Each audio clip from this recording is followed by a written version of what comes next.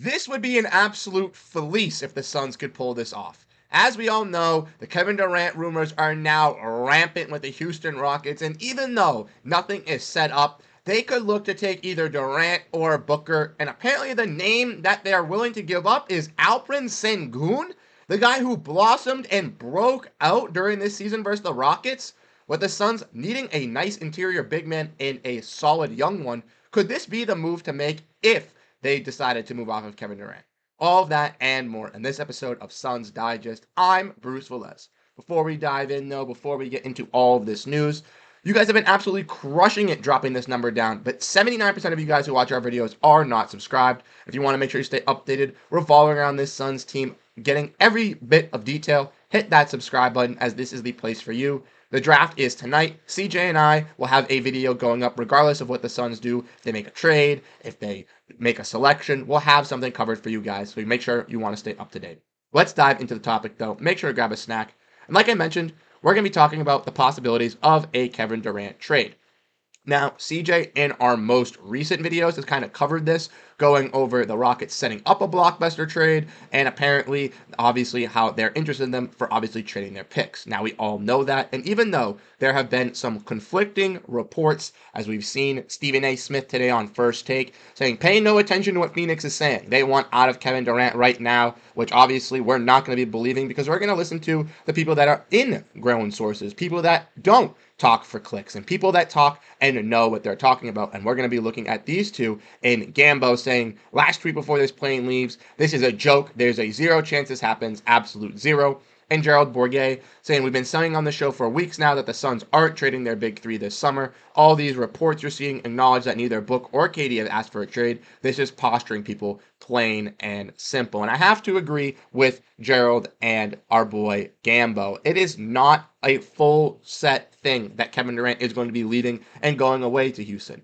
The reason that Houston did this is because they felt when they were trying to acquire Mikal Bridges that having those picks would, be a little bit extra caveat to be able to get that player. And unfortunately, it wasn't because he wanted to go play with his Nova teammates, which makes sense. But now the Rockets were saying there's really no need for us to have your picks, so we'll give them back to you. But give us Phoenix's picks because we're going to be on a superstar hunt. And we want to go and get that guy. And apparently, that guy is Kevin Durant, as that's the guy that they would like to bring in. But if we're looking at a Kevin Durant trade and kind of talking about that, we kind of have to look at what is the pieces kind of being involved. And for the Suns, it could be that they could be going and getting Alperen Sengun as a potential trade destination, according to Brian Windhorst. One thing he wants to point out is watch what the Rockets do tonight with their number 3 pick. This is one of the most important moments of the draft, and in many cases, this is where the draft kind of starts. If the Rockets take Donovan Clingan out of UConn, another center, which is an option for them, and now have a bunch of centers in their roster, that would potentially enable them to make an Alperen Sengun move. Their very talented young Turkish center is available for that type of trade to dangle on, is in front of the Suns. And as we all know from looking at the Suns payroll here, we're strapped to the cap, and our center is Jusuf Nurkic. Now, ultimately, that could change tonight. We have no idea. His name has been dangled around draft night for months at this point alongside Nazir Little. So either of those guys I possibly could see being moved. But that kind of gets into the next point. We kind of breaking down what would be happening if they were to do a trade. We're going to get to if so, there's a trade happening, when it will happen. Because in my eyes, I do not see a trade happening this season. Like Gerald has and Gambo have said. It's not happening, absolutely 0. And everybody's been saying for weeks now that the Suns want to keep and remain with their big three in touch. And that's what we know. Stephen A's talking for clicks. I do not see them breaking it up this offseason. Going into this offseason, they are preparing for this. But this is what Houston's plan is. Houston is just looking, peeking, maybe just in case they see Kevin Durant getting a little frustrated or Devin Booker not really fitting in. And that's when they'll go out and strike. This is a move that is going to happen if the Suns have an abysmal start to the season and end up like either in the play-in or around 11, 12 seed around there, or if they have another, detrimental playoff series where they get swept in the first round. Those are the only 2 scenarios where I realistically see a trade like this actually happening and actually going down, which makes that the Rockets won't even acquire about Kevin Durant or possibly even try to get him until either halfway through this season or possibly even next season. And I don't really see it happening this season. I think the earliest it will happen will be as early as next year. But I think that is a good time to be looking at it because at that point, you've had Kevin Durant for 2.5 seasons. You've had Bradley Beal for 2 full seasons. Booker has been here the long haul. You've had 3 different coaches in 3 different years. If they can't seem to get it done, it's not necessarily a coaching problem at that point. It's a roster construction problem at that point. And ultimately, having 3 guys making around the $50 million range might not be an option or a reliable one for Matt Ishbia and James Jones for the future with having, Durant, Beal, and Booker. Ultimately, that would allow you to trade one of them with Beal obviously having his no trade clause and not really playing much that last season. It's going to be more difficult to trade him unless he outperforms himself this year. Booker is the face of the franchise, and even though he has the most value and can kind of fit into that Rockets timeline a little bit better, a Fred VanVleet, Devin Booker backcourt defensively is atrocious, and I think they would rather get a guy in Kevin Durant. So that kind of brings us to the next point here, which is this is a fleece and kind of going over what the Suns would be able to get if they did a Kevin Durant trade.